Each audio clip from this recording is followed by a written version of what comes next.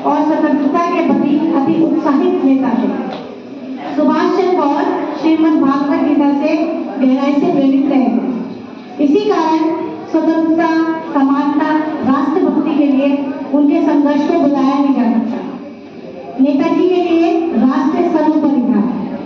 मातृभूमि को अंग्रेजों के चंगुल से मुक्त कराने के लिए उन्होंने आजाद हिंद फौज का रास्ता चुना। राष्ट्रभक्ति एवं स्वतंत्रता का संदेश जन जन तक पहुंचाने के लिए बर्लिन में फ्री इंडिया सेंटर की स्थापना और आजाद हिंद रेडियो की शुरुआत कर स्वतंत्रता आंदोलन को आगे बढ़ाया।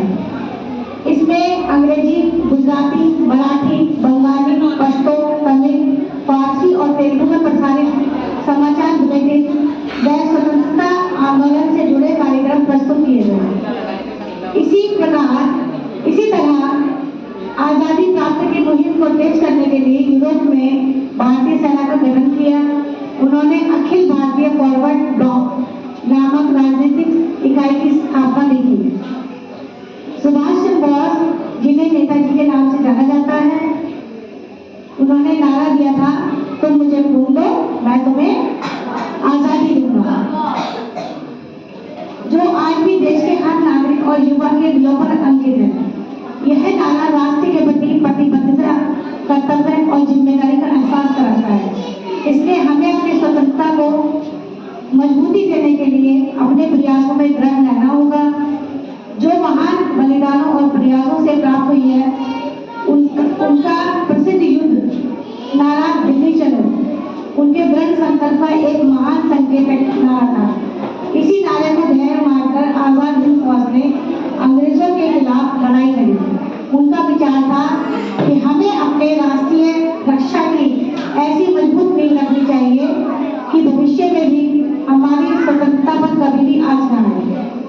यह हमारे लिए खुशी की बात है कि प्रधानमंत्री श्री नरेंद्र मोदी के नेतृत्व में भारत एक महाशक्ति के रूप में उभर कर आ रहा है। आज हम स्वतंत्रता के 75वें वर्ष के आजादी के अमृत महोत्सव मना रहे हैं।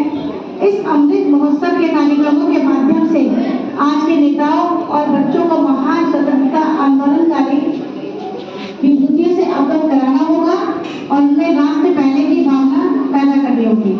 युवा पीढ़ी को महान स्वतंत्रता सेनानी की कुर्बानियों की कहानियों के बारे में बताने की जरूरत है कि किस प्रकार से सुभाष चंद्र बोस, अन्य नेताओं और वीर शहीदों ने हमारी स्वतंत्रता संग्राम आंदोलन में महत्वपूर्ण भूमिका निभाई।